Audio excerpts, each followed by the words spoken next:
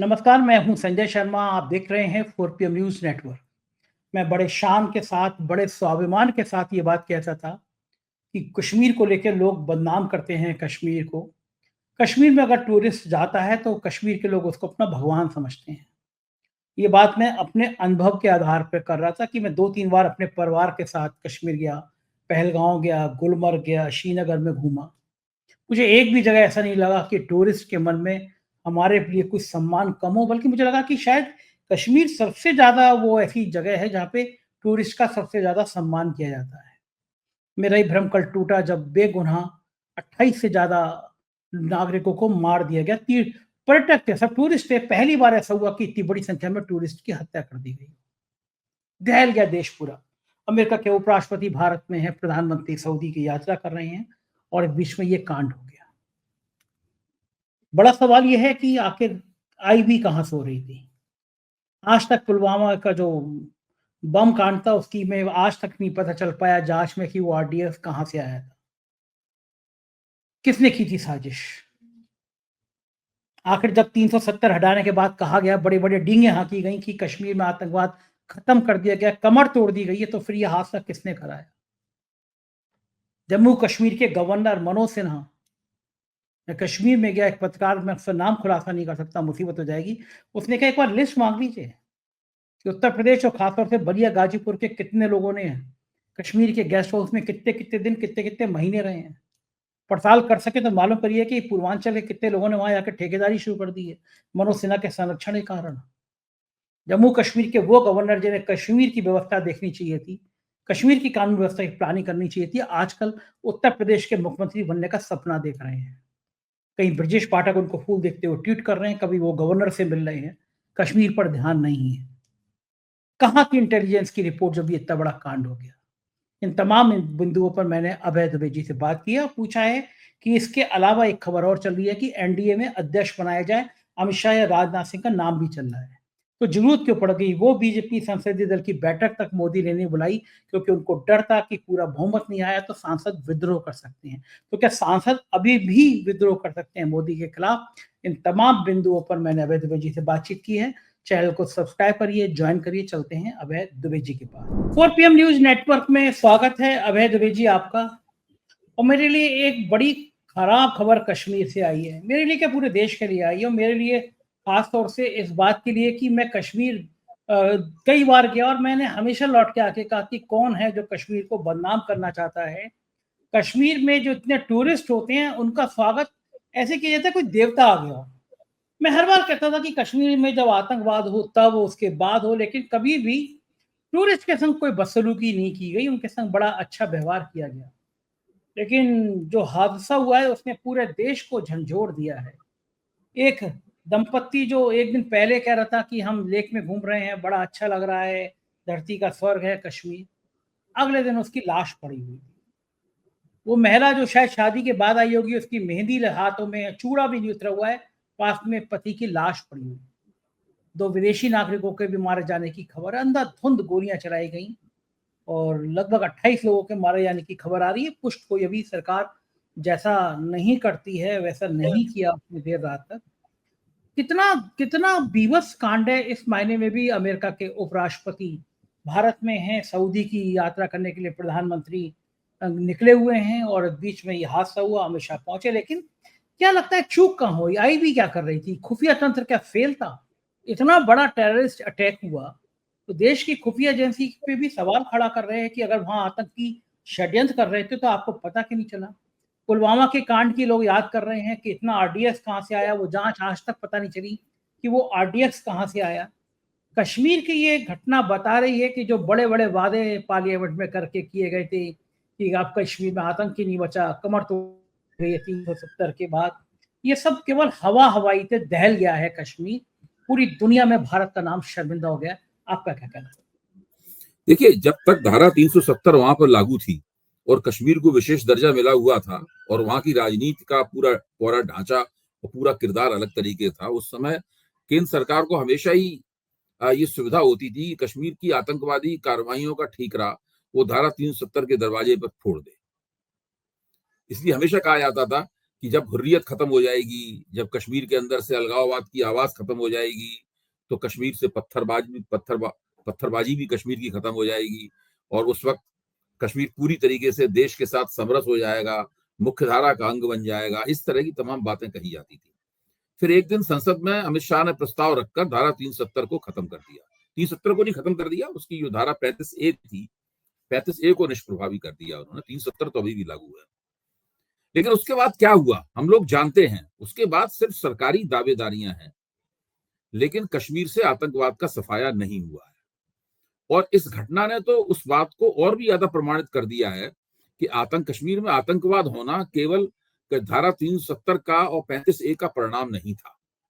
भाई इस बात से कम ये बात तो साबित होती ही है कि कश्मीर में जो आतंकवाद था वो धारा 370 और उसके 35A का जो अनुच्छेद है, केवल उसका नतीजा नहीं था। उसका कारण कुछ और है।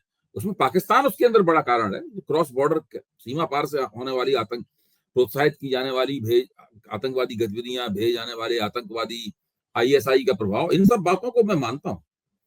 यहां तक कि कश्मीर में अफगानिस्तान से आने वाले इस्लामिक तालिबान आतंकवादी, जिहादी आतंकवादियों का भी कश्मीर में हाथ रहा है। तो इन सब बातों को मैं मानता हूं। लेकिन ये कहना कि केंद्र सरकार वहां सफल नहीं हो पा रही है आतंकवाद को रोकने में क्योंकि धारा 370 लागू है, ये बात पूरी तरीके से गलत साबित हो गई है।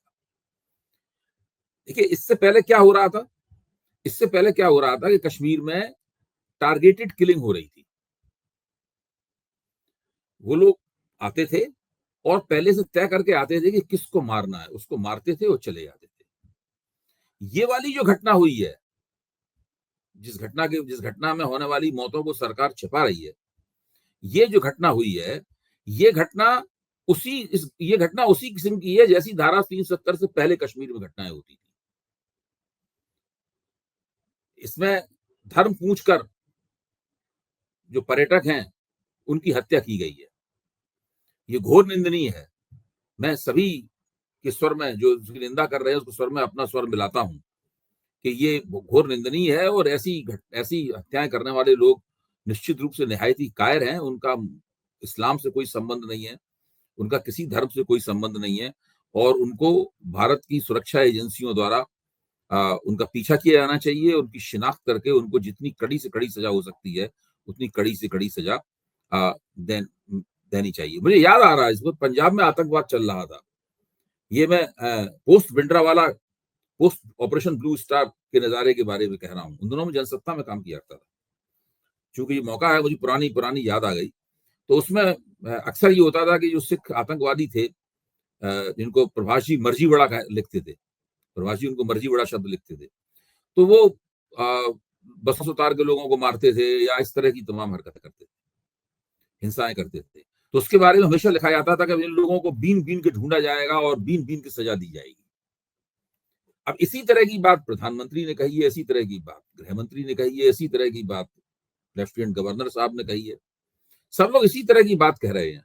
मुख्यमंत्री फारूक अब्दुल्ला का क्या कहना है, इस पर गौर करने की जरूरत है। उनका कहना यह है कि नागरिकों को निशाना बनाने वाली इससे बड़ी वारदात पिछले लंबे अरसे से कोई नहीं हुई है।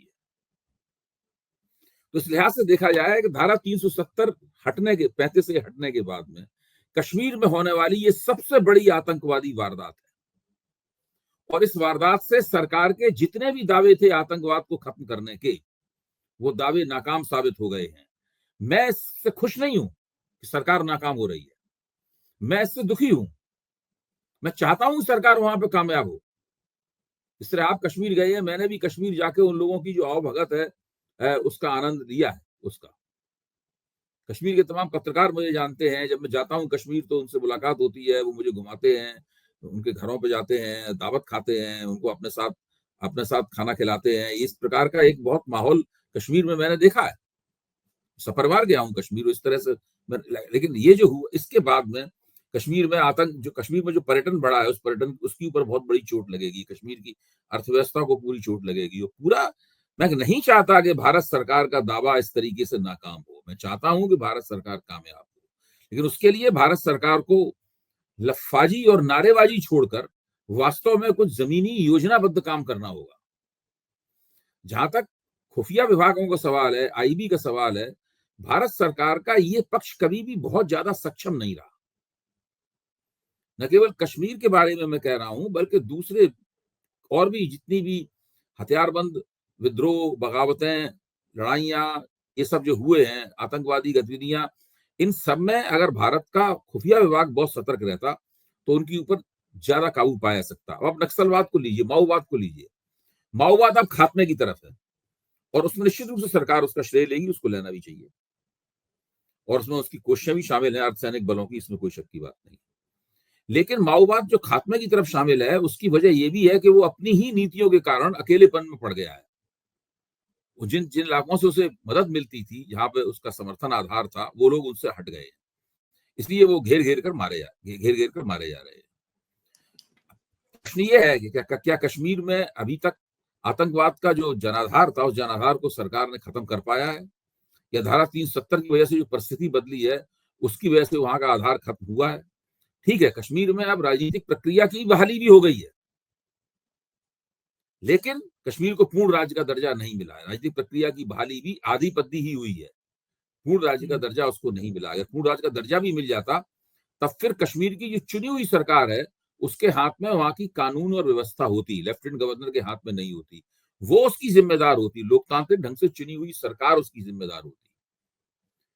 तो इस बहुत सारे पहलू है इसके हैं, जो जटिल पहलू हैं। मैं ये नहीं कह रहा हूं ये सब आसान बातें हैं कि हम सोशल मीडिया पर टिप्पणी करके निकल जाएं, ये सारे जटिल पहलू हैं। लेकिन सरकार का काम क्या है? सरकार काम इन्हीं जटिल पहलुओं को सुलझाना है। सरकार काम केवल आसान काम करते रहना थोड़ी ना है। बिल्कुल ठीक बात कह रहे हैं। और इस बीच में चूंकि जम्मू कश्मीर को पूर्ण राज्य का दर्जा नहीं मिला है, गवर्नर साहब मनोज सिन्हा जी को चाहिए था कि और बड़ी जिम्मेदारी है, ध्यान दें वहां के नियंत्रण को, लेकिन मनोज सिन्हा का दिल, दिमाग, आत्मा सब आजकल उत्तर प्रदेश के मुख्यमंत्री की कुर्सी पे निगाह लगी हुई है। पिछले दिनों दिल्ली आए, और मैं हमेशा कहता हूँ अभय जी कि पॉलिटिकल कमेंट करना इसके दूर तक मतलब हो, वो बिना दिल्ली से पूछे उत्तर प्रदेश के किसी डिप्टी सीएम की औकात में नहीं आता, ना ब्रजेश पाठक की, ना केशव मौर्य की, वो पॉलिटिकल कमेंट कर दें।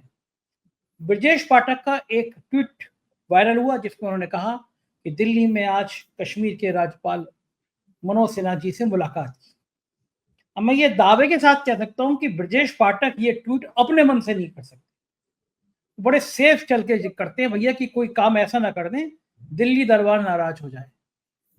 और मनोज सिन्हा का नाम जब उत्तर प्रदेश के मुख्यमंत्री पद के लिए पहले भी चर्चा में चला कि भाई वो तो मुख्यमंत्री होने जा रहे हैं, और फिर चल रहा है, ऐसे में ब्रजेश पाठक ने जब ट्वीट किया तो वो बहुत ज्यादा चर्चा का विषय बन गया कि इसके मतलब क्या है, क्योंकि केशव मौर्य और ब्रजेश पाठक दोनों की योगी आदित्यनाथ से पटती नहीं है। और उसके बाद मनोज सिन्हा का गवर्नर के संग मुलाकात का एक ट्वीट वायरल हुआ। अब जो गवर्नर साहिबा हैं, जाहिर है वो मोदी जी की टीम का हिस्सा है, योगी से नहीं पटेगी। तो जिस समय योगी को हटाने की चर्चा चल रही है, उस समय मनोज सिन्हा कश्मीर से ज्यादा उनका दिल इलू इलू उत्तर प्रदेश के लिए कर रहा है। तो क्या करना चाहिए? कश्मीर का गवर्नर किसी और को बना देना चाहिए, भाई उत्तर प्रदेश के मुख्यमंत्री बने, डिप्टी सीएम बने, कुछ और बने। मनोज सिन्हा को कहना चाहिए भैया के गाजीपुर ही संभाल लो, तुम कश्मीर छोड़ दो, क्योंकि कश्मीर में उनके रहते हुए ये बहुत ज्यादा भ्रष्टाचार के आरोप लगे।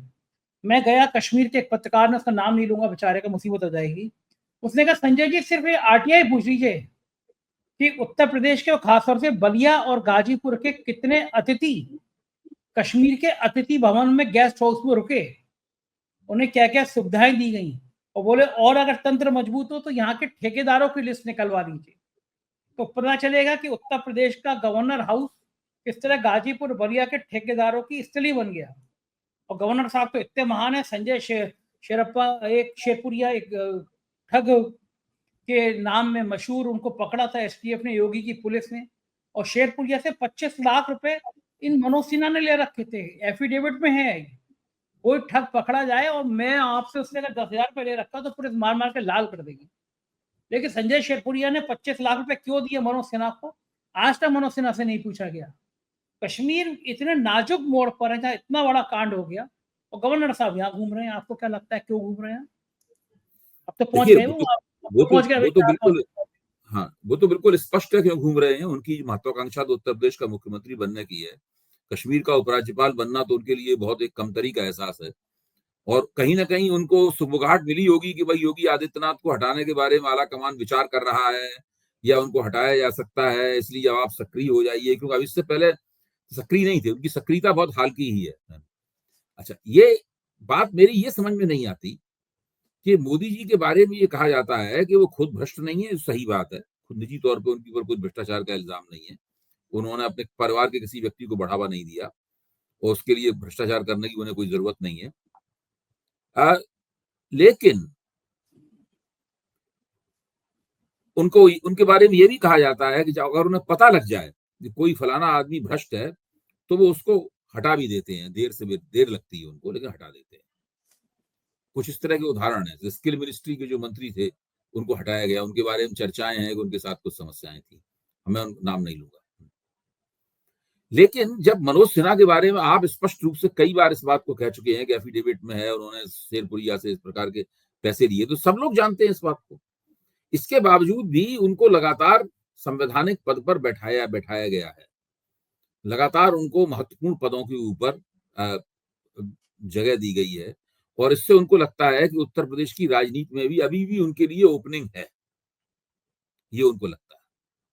तो मुझे लगता है कि ये बात ये एक विरोधाभास है। मोदी जी की जो छवि है, उसका एक विरोधाभास है।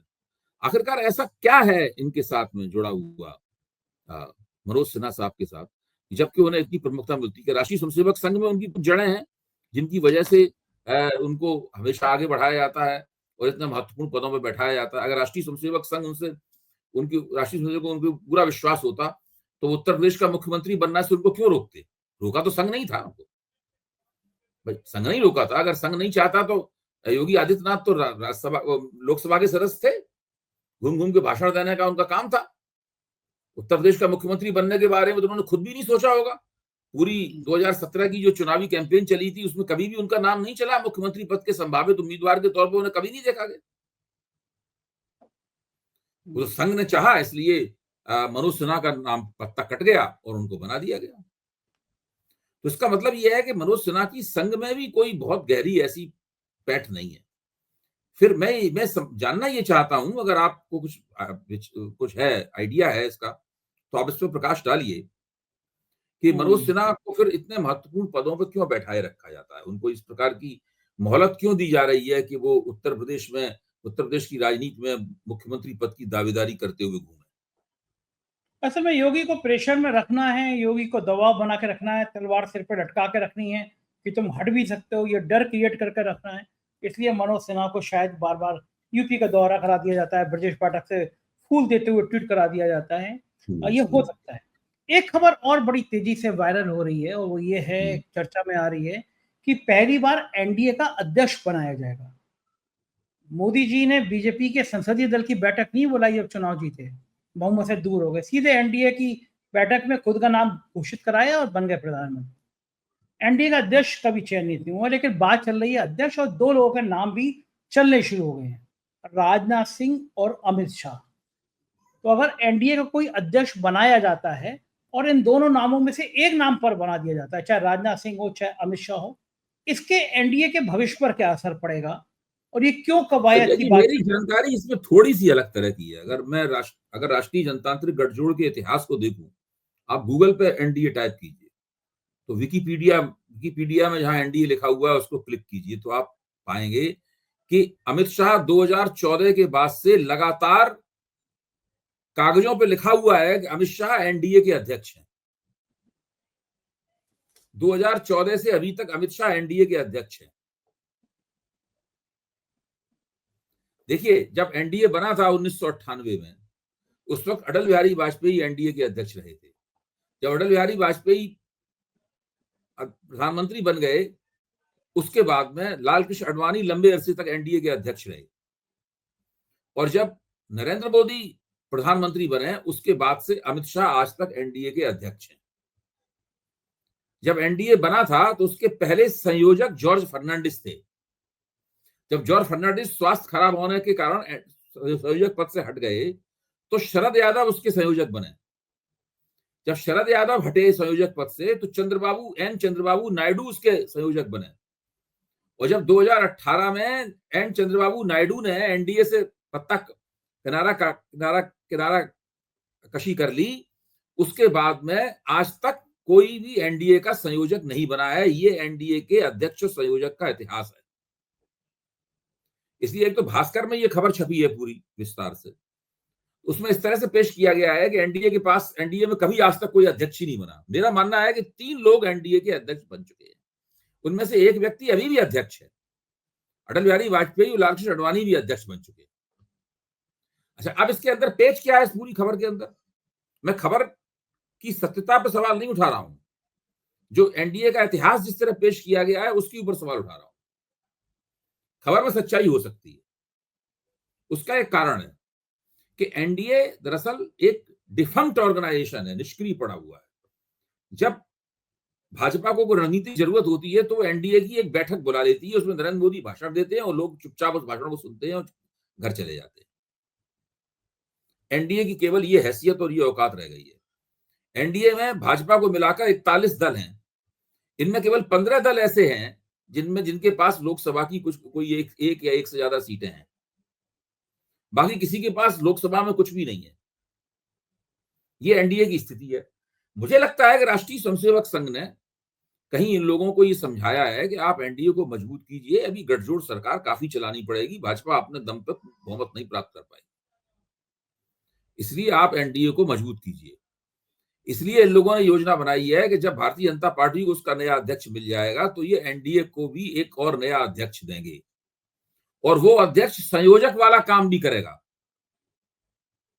वो अध्यक्ष वो काम भी करेगा जो कभी जॉर्ज करते थे, कभी शरद यादव करते थे और कभी चंद्रबाबू नायडू करते थे। देखिए, चिराग पासवान इस सवाल उठाते रहे हैं कि भाई एनडीए को संयोजक मिलना चाहिए, भाजपा एक कान सुनकर दूसरे से निकालती रही है। कुछ दूसरे नेता भी सवाल उठाते रहे हैं कि एनडीए को संयोजक मिलना चाहिए, लेकिन भाजपा ने ये बात कभी भी नहीं सुनी। अभी भी भाजपा संयोजक बनाने के पक्ष में नहीं है। अभी भी भाजपा एक अध्यक्ष बनाना चाहती है और वो भाजपा का नेता होगा। पहले क्या होता था, गैर भाजपा नेता संयोजक होता था। ये 3 लोगों को हमने नाम बताया आपको, वो उनमें से कोई भी भाजपा का नेता नहीं है। तो उससे एनडीए की भाजपा से अलग एक स्वायत्तता बनती थी। जब भाजपा का व्यक्ति ही एनडीए का व्यवहारिक रूप से संचालक हो जाएगा, अध्यक्ष कम संयोजक का काम करेगा, तो एनडीए अपनी सांगठनिक स्वायत्तता खो देगा।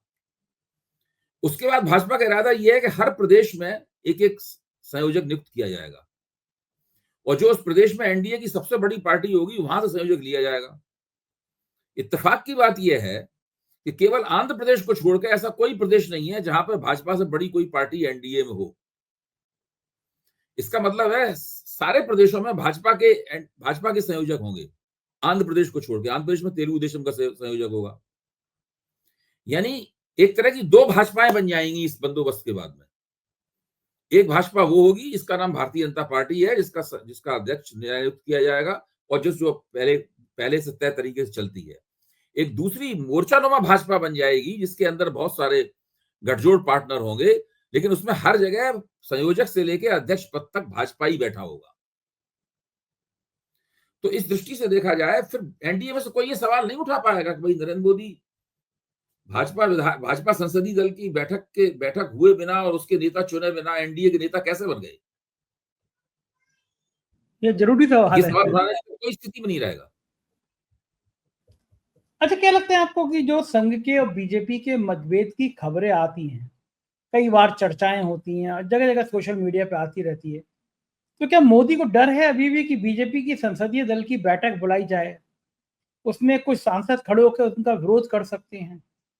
ये बड़ा नाजुक विषय है, क्योंकि ये हमेशा हुआ कि भाई संसदीय दल में नेता चुना जाना चाहिए, उसके बाद ही तो एनडीए का अध्यक्ष होता। मोदी संसदीय दल की बैठक ही नहीं बुलाई बीजेपी की। तो क्या भारतीय जनता पार्टी के कुछ सांसद आज जब देख रहे हैं कि शेर बूढ़ा हो गया, एक वो अपने आप को शेर ही कहते थे ना, तो शेर बूढ़ा हो गया, कमजोर हो गया, दांत भी टूट रहे हैं, अब तो मोहन भागवत भी डंडा फेंक दे रहे हैं, योगी आदित्यनाथ आके दिखा दे रहे हैं, तरह तरह के बयान सामने आने लगे हैं, तो मोदी का नाम के जो शेर थे उसकी अपनी आग ताकत भी कम होने लगी है धीरे धीरे। ऐसे मौके पे क्या लगता है आपको कि कुछ इस तरह की बात कुछ सांसद कर सकते हैं? देखिए, मैं उदाहरण बता दूं, जैसे ब्रजभूषण सिंह का, उन्होंने बयान दे दिया, हालांकि वो बयान तो योगी के खिलाफ था कि भाई उत्तर प्रदेश में मैंने मुलायम सिंह को छुट्टी दी, मैं बीजेपी का एमपी था, लिफ्ट में मिले, 24 घंटे में काम हो गया। और इस समय में इस सरकार में विधायकों तक को अफसरों के चरण छूने पड़ रहे हैं, तब भी काम नहीं हो रहा है। तो ये सांसदों के इस तरह के बयान जो सामने आ रहे हैं अलग-अलग, कई और भी सांसदों ने कुछ राज्य सरकारों जो बीजेपी की है या केंद्र की कुछ नीतियों की आलोचना की है, ये खतरनाक साइन है मोदी के लिए कि विद्रोह हो सकता है अगर बीजेपी की संसदीय दल की बैठक बुलाई गई तो। देखिए, आज की स्थिति में अगर देखा जाए तो मैं इसकी संभावना नहीं देखता कि आज भाजपा के सांसदों की अगर कोई बैठक होगी तो उसमें मोदी जी के ऊपर उठ के कोई सवाल उठा देगा। आज ऐसी स्थिति नहीं रह गई है। हालांकि ये बात आपकी सही है, मैं इस पे आप जब बोल रहे थे तब मैं सोच रहा था कि भाजपा संसदीय दल की पूरी बैठक पिछली बार कब बुलाई गई थी, आपको याद पड़ता है? मुझे नहीं लगता है कि भाजपा संसदीय दल की बैठक अक्सर जिस नियमितता के साथ में, निरंतरता के साथ में होती थी, उस तरह से बार बार बुलाई जा रही है। पहली बात तो ये है। इससे लगता है कि कहीं ना कहीं कुछ पानी कहीं मर रहा है। हाँ, ये बात सही है कि जिस वक्त 4 जून 2024 को जब लोकसभा चुनाव के परिणाम आए और भारतीय जनता पार्टी ने अपना बहुमत खो दिया, उस समय ऐसी स्थिति जरूर थी कि अगर उस समय संसदीय दल की बैठक बुलाई जाती और नरेंद्र मोदी के नाम का प्रस्ताव किया जाता तो कोई खड़े होकर कह सकता था कि भाई ये तो बता दीजिए, नेता तो खैर हम आपको चुन लेंगे, लेकिन ये तो बता दीजिए कि वो 400 की सीटें क्यों नहीं मिली, ये तो बता दीजिए कि वो हमको पूर्ण बहुमत, स्पष्ट बहुमत क्यों नहीं प्राप्त हुआ। ये बात कोई उठा सकता था। मैं ये नहीं कह रहा हूं कि नरेंद्र मोदी के खिलाफ कोई बहुत बड़े विद्रोह की गुंजाइश थी। हाँ, 50 सीटें और कम हो जाती, विद्रोह भी हो जाता, वो अलग बात है। 50 सीटें और कम हो जाती क्योंकि लोगों ने देख लिया था ना कि भाई तेलुगु देशम और जनता दल यूनाइटेड और ये सब मिल मिला के बहुमत बन रहा है, सरकार बन जाएगी। और भाजपा में कोई प्रधानमंत्री पद के उम्मीदवार की कोई दावेदारी भी नहीं थी। ऐसी बात भी नहीं थी कि भाजपा में नरेंद्र मोदी के खिलाफ कोई होड़ चल रही हो, अंदर कोई दूसरा व्यक्ति हो जो कह रहा हो भाई हम भी प्रधानमंत्री बन सकते हैं। ऐसी तो कोई स्थिति थी नहीं। अनिल विज टाइप की स्थिति थी नहीं। अनिल विज तो चुनाव के दौरान ही कहते थे मुझे बना दो हरियाणा के मुख्यमंत्री, तो हरियाणा की किस्मत बदल दूंगा। ऐसा तो किसी एमपी ने कहा नहीं कभी कि मुझे बना दो भारत का प्रधानमंत्री, नरेंद्र मोदी की जगह मैं भारत की किस्मत बदल दूंगा। तो ये एक स्थिति तब थी स्थिति, आज स्थिति नहीं है। हाँ, योगी आदित्यनाथ का सिंहासन डावाडोल है, ये तो मैं उनका सिंहासन इस तरह नहीं मुझे लग रहा है। भले ही मुझे ऐसी तुरंत स्थिति नहीं दिख रही है कि उनको अभी सिंहासन से हटाया जाएगा, लेकिन वो सिंहासन पे बैठे हुए जरूर हैं और बैठे रहेंगे भी ऐसा लगता है, लेकिन वो लगातार सिंहासन बीच में हिलता जुलता रहता है। लग रहा है भाई उनके दोनों उप मुख्यमंत्री ही उसको हिलाते रहते हैं बीच बीच में। अब मनोज सिन्हा भी उसको हिलाने लगे हैं, बृजभूषण शरण सिंह भी उसको हिला रहे हैं, तो ये तो बड़ा मुश्किल बात है। अरे केशव मौर्य के समर्थक जो हैं उन लोगों ने तो लड्डू उड्डू बनवाने शुरू कर दिए हैं। उनको केशव मौर्य को लग रहा है अब तो मेरा सिंहासन बस मैं करीब हूँ, और ब्रजेश पाठक को भी लगता है कि वो योगी हटे, केशव बन जाए, सही है केशव भाई। वो बहुत बड़ा निर्णय होगा संजय जी, वो छोटा मोटा निर्णय नहीं होगा। वो निर्णय तभी होगा जब इस सवाल पर अमित शाह, नरेंद्र मोदी और मोहन भागवत ये तीनों 100% सहमत हों कि अब योगी आदित्यनाथ को हटा दिया जाना चाहिए, फायदा नुकसान जो होगा वो देखा जाएगा। सही बात है। हाँ, वो तीनों अगर सहमत हो गए तो योगी जी 24 घंटे के अंदर हट जाएंगे। यही बात। फिर इस बात की नहीं परवाह की जाएगी कि ठाकुर वोट नाराज हो जाएंगे, फलाना नाराज हो जाएगा योगी जी, इस पर वो तो निर्णय लेने वाली बात है। बहुत शुक्रिया अभय जी, आपने इतनी सारी बातचीत करी, धन्यवाद। ये थे अभय दुबे जी, और मुझको यकीन है ये बातचीत आपको पसंद आई होगी। अपनी राय से मुझे अवगत कराइएगा, मुझे आपके प्यार भरे कमेंट का इंतजार रहेगा। शुक्रिया, थैंक यू।